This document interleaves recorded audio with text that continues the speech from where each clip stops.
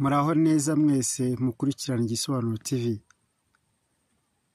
Tugezweho n'inkuru ibabaje yateye intimba imitima ya benshi ku isi hose, cyane abakunzi ba Gatolika. Abo ni abakirisitu basengera muri iryo dini cyangwa se iryo torero bitewe n'uko byita. Papa Francis, umushumba mukuru wa Kiliziya Gatolika ku isi, yapfuye. Vatikani yatangaje nyir'ubutungane Papa Francis itangaza ko yamaze kwitaba Imana. Yapfuye mu gitondo cyo kuri uyu wa mbere tariki 21 Mata 2025 ku isaha y'isa moya n'iminota 35 za mu gitondo ku isaha y'i Vatikani, bingana n'isaha ya saa moya n'iminota 35 mu gitondo ku isaha y'i Kigali.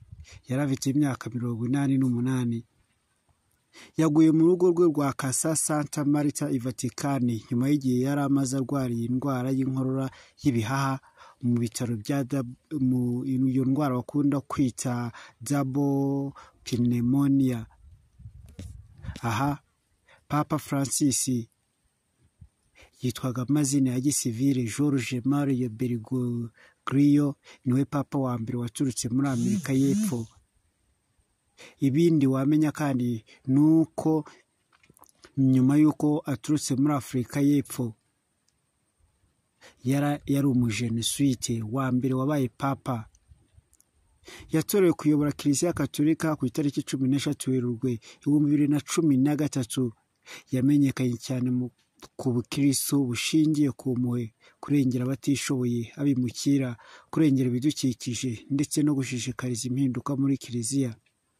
Papa Francis yabaye intangarugero mu nkunga y'isi mu kuyobora Kiliziya mu gihe cy'ihindagurika rikomeye, ndetse no kugaragaza ko Kiliziya ikwiye kugendera ku rukundo n'ubworoherane.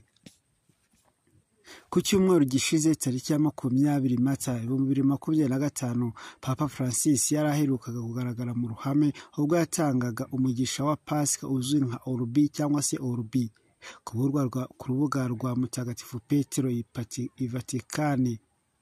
Yarananiwe cyane ariko yarakomeye ndetse akomeje kwihangana kugeza ku munota wa nyuma. Ubutumwa bwo kumunamira no gushima umurage we burimo gutangwa hirya no hino ku isi. Abakuru b'ibihugu, abayobozi ba Kiliziya n'abaturage batangiye ubutumwa bwo kumwibuka no kumusabira. Nyuma y'urupfu rwa Papa Francis hatangiye igice kizwi nka sede vacante, bivuze ko intebe y'umushumba wa Kiliziya irimo ubusa. Abakaridinari barateganya guterana vuba kugira ngo hatorwe undi papa. Iyi nama izwi nka conclave izatangira bitarenze tariki ya 6 Gicurasi 2025. Papa Francis yasize umurage ukomeye w'urukundo, ubuzima buharanira amahoro ndetse n'ubutumwa bwo kwegera buri wese, cyane cyane abatagira kivugira. Mu gihe isi ibabaye, turamwibuka nk'umuntu wahinduye byinshi kandi watanze urugero rukomeye mu bayobozi bose b'iyi si. Mwese mwakurikiranye inkuru ku Gisobanuro TV, tubashimiye uburyo mubana natwe.